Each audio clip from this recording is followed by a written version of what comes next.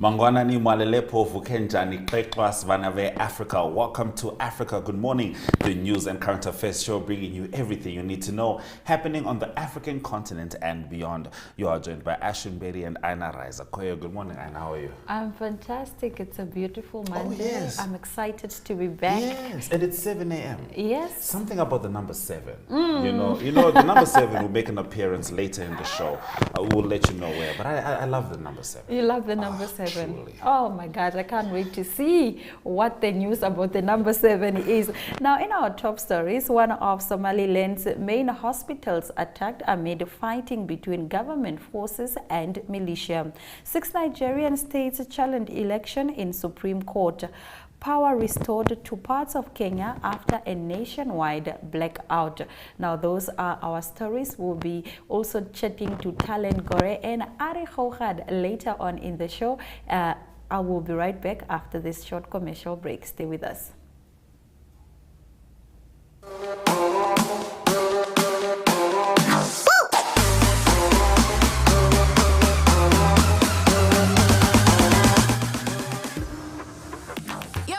I think Namco is changing the game. The service at Namco is amazing. Fast and friendly. Always ready to cater to you. Use them often when we do our trips. Namco is the one.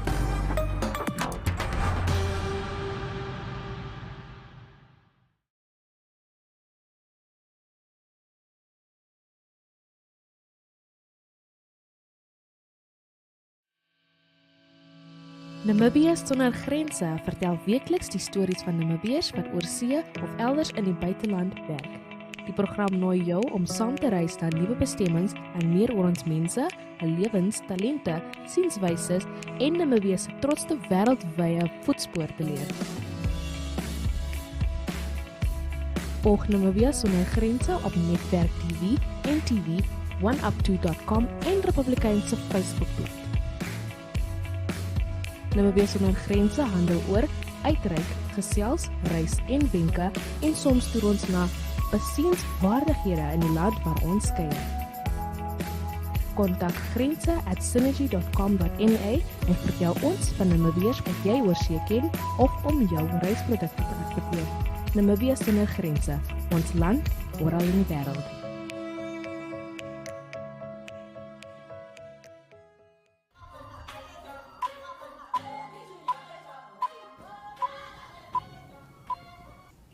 In our top stories this morning, one of Somaliland's main hospitals attacked amid fighting between government forces and militias.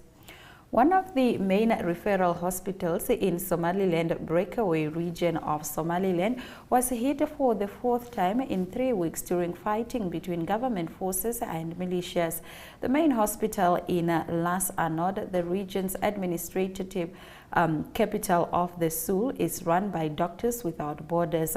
MSF's country representative for Somaliland and Somalia, Jean Basiling, said the hospital was attacked during indiscriminate fighting and infrastructure was destroyed, affecting the operation.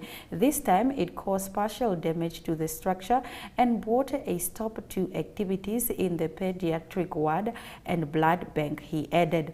With the children's part of the hospital destroyed, it poses a greater danger to infants and toddlers' health needs. There is a high demand for blood in the emergency room, one part of the hospital that remained fully operational, but there was a shortage as more casualties were brought in. Besling said since the fighting started in the beginning of February, activities in almost all departments except for the emergency room have been reduced due to security concerns, but now the need blood supply is no longer available for the newly arrived wounded. Now, 6 opposition-led Nigerian states have asked the Supreme Court to declare the outcome of last weekend's presidential election invalid, saying the electoral body breached the law and its own rules during the count. Court papers showed ruling All Progressives Congress Party candidate Bola Tinubu was declared the winner. Still, the 2 primary opposition challengers have said the result was fraudulent and vowed to challenge it in court. 6 of Nigeria's 36 states, Adamawa, Adamawa, Akwa Ibom, Bayelsa, Delta, Edo, and Sokoto said in court papers dated 28 February that the election body had failed to transmit results electronically through a system meant to show transparency. Now, election observers from the European Union, the Commonwealth, and other bodies reported various problems, including failures in systems designed to prevent vote manipulation. In our next story, power restored to parts of Kenya after a nationwide blackout. Power was restored to parts of Kenya after a nationwide blackout lasting several hours, which was thought to have been caused by a fault on the transmission line, electricity distributor Kenya Power said on Saturday. Initial reports indicated that the outage was caused by a fault that occurred on the Saswa high voltage power transmission in Kenya.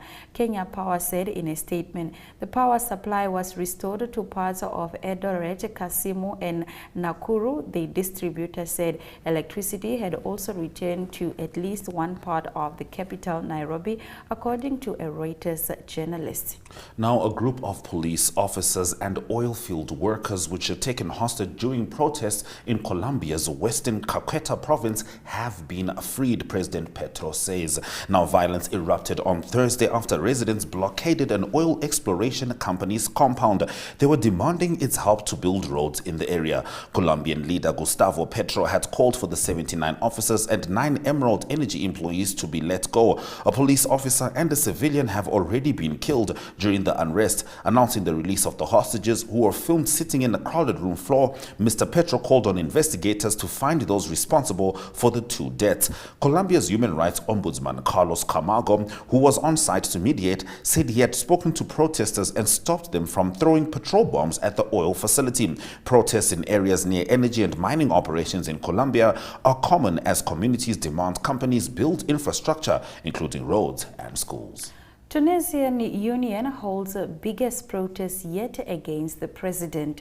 Tunisia's powerful UGTT labor union rallied in the capital on Saturday in what appeared to be the biggest protest yet against President Kais Saied, staging a show of strength after his recent crackdown on opponents. Many thousands of protesters filed Habib Avenue and main streets in the central Tunis, holding banners that read "No to one-man rule" and chanting "freedom and of police state." They were marching after weeks of arrests targeting prominent opponents of Saied, who staged his first major crackdown since he seized wide-ranging power in 2021, shutting down parliament and moving to rule by decree. We will not continue to defend freedoms and rights. We will rather continue to defend freedoms and rights, whatever the cost is. We do not fear prison or arrest, UGTT leader Taubi told the crowd. I salute the jurists and politicians in Monagüe prison, he added, referring to the recent detainees.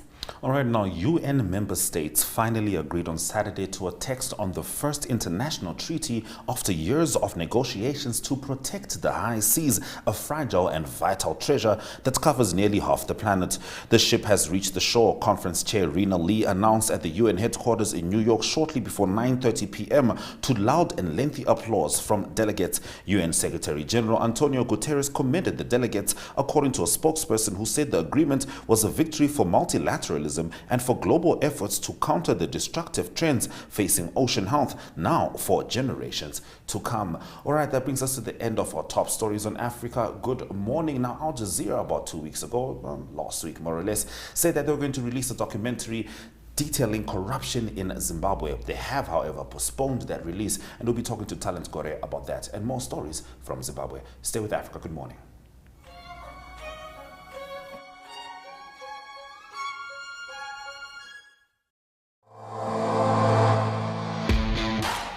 I usually fill up about 2 tanks a week.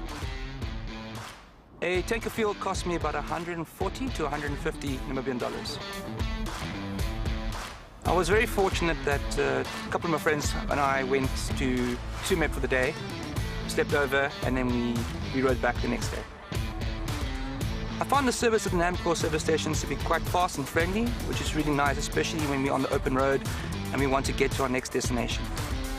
What makes me proud Namibian is the fact that we've got all these lovely wide open spaces. And although we are from all different backgrounds, we can all get together and we can have a great time.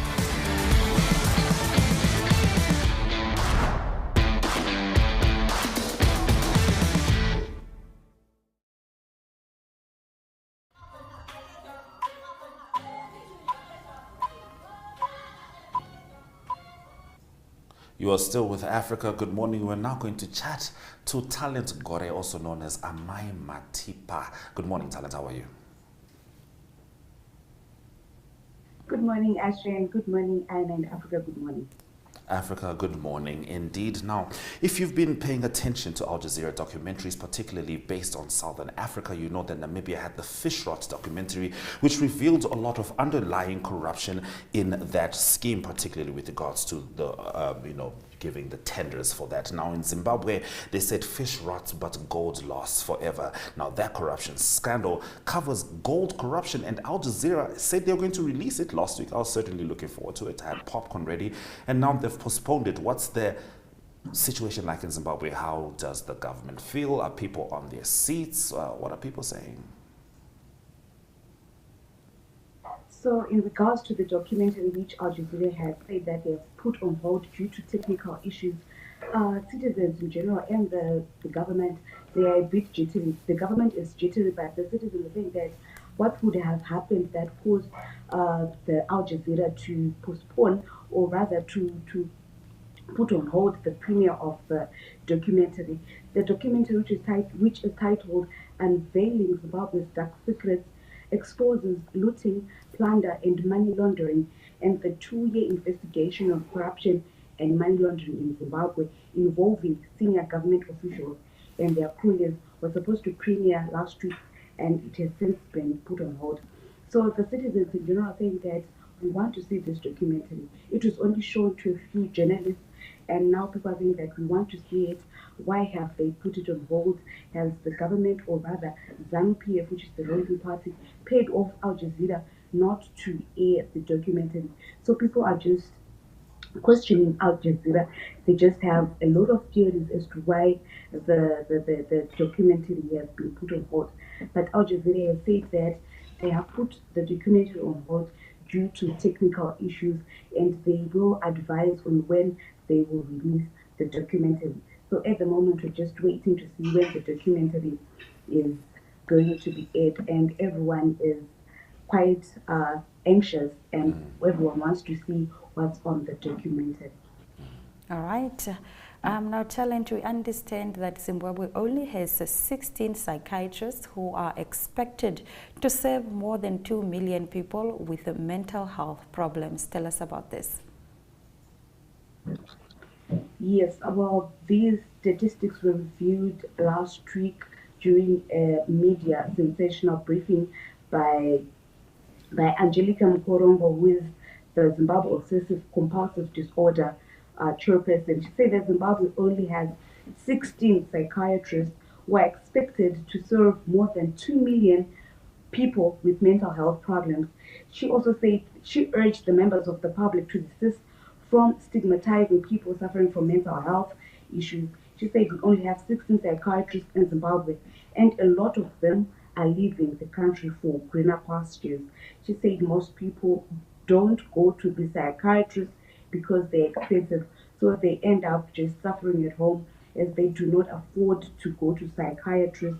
And so we have, with other community right-based activists and psychiatrists, to make sure that mental health issues are addressed in the country.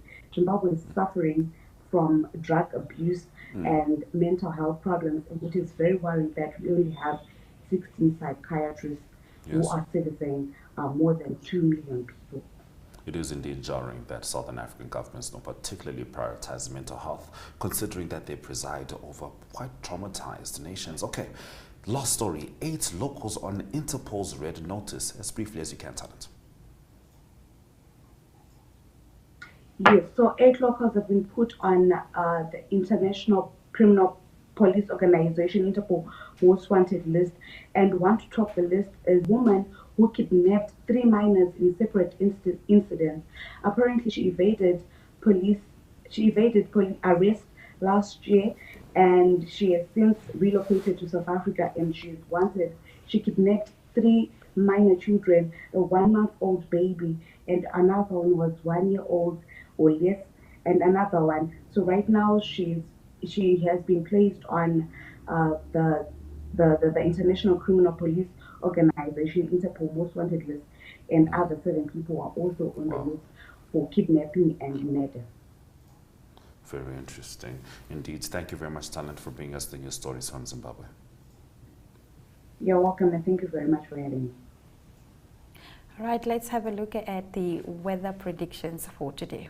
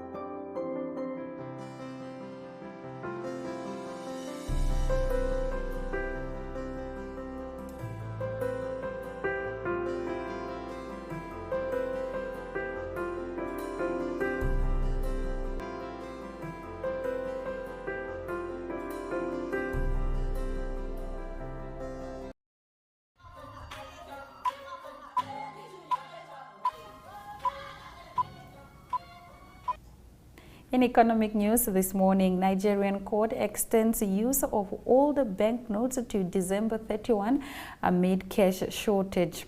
Nigeria's Supreme Court on Friday ordered the central bank to extend until the 31st of December the use of old banknotes whose withdrawal from circulation has caused cash shortages, widespread hardship and anger. 16 states in Nigeria had brought the case to court, arguing that most Nigerians were stuck with old notes and needed more time beyond the 10th of February date when the bills ceased to be legal tender in a botched move to replace them with newer ones. And Tanzania has become the 4th country in the region to be a shareholder of the Pan-African Infrastructural Financier Africa 50, expanding the institution's pool of investors to 34 and widening its access to capital for projects. Africa 50 Chief Executive Alain Obiese said the institution looks forward to supporting DAR's infrastructural projects with project development and finance expertise. That brings us to the end of our economic news updates. Let's have a look at the indicators just before the sport.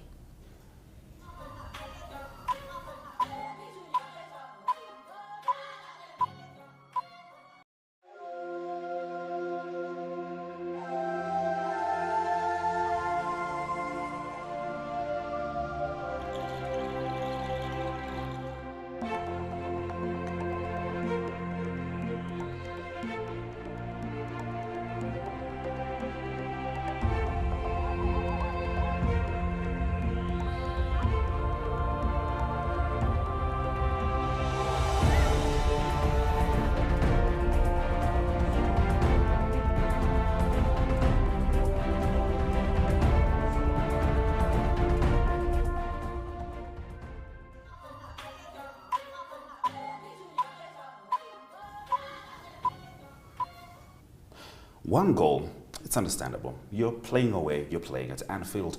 2 goals, it's not insurmountable vis-a-vis Arsenal against Bournemouth. 3 goals, it's time to press the panic button. 4 goals, you've lost to Liverpool, as you have since 2016. 5 goals, you have no defense. 6 goals, the entire team has not been motivated vis-a-vis the captain begging to be taken out. And at 7 goals, perhaps it's time to consider that everything that you believe about your club may very well be an illusion. That was the result. Liverpool versus Manchester United, 7-0. And Ari Hohat is here with more football results and all the sports news. Yes, Ashwin, good morning, everyone. Yes, astonishing result there. Liverpool winning 7-0. That was at Anfield. That was the derby game, but that was more importantly also English Premier League game.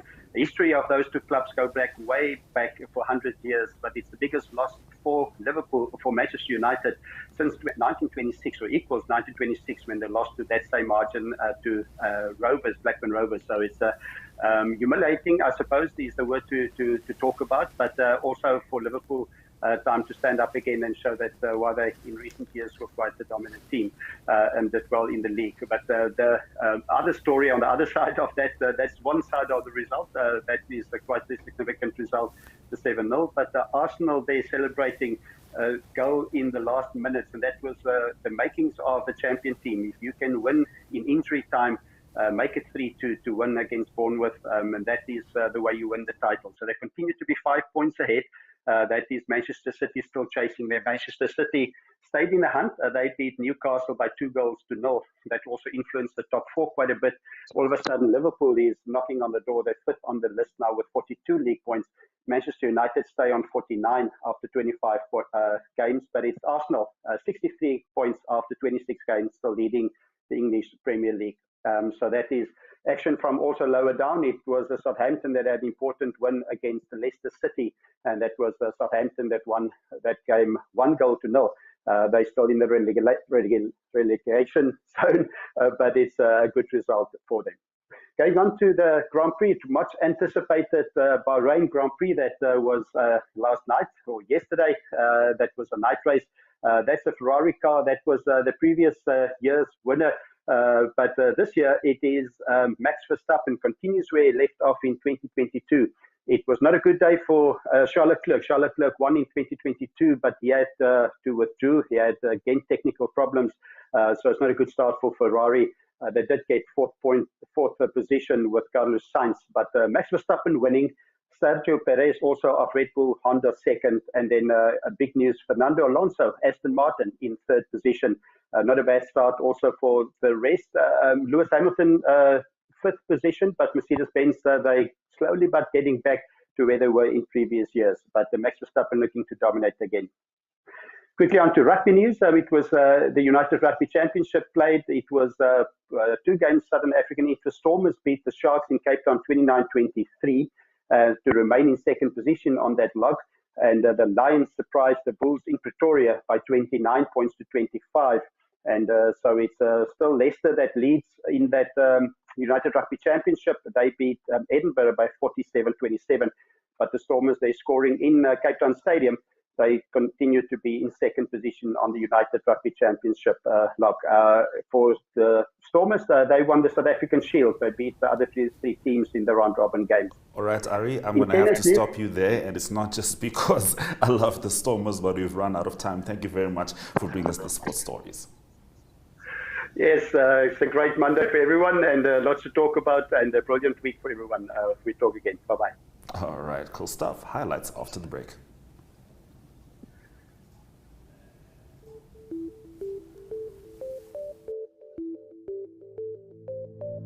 NMH at 1 brings you news from all across Namibia. If you would like to feature your brand or campaign on this platform, contact NMH1 at synergy.com.na. NMH at 1, your lunchtime news companion.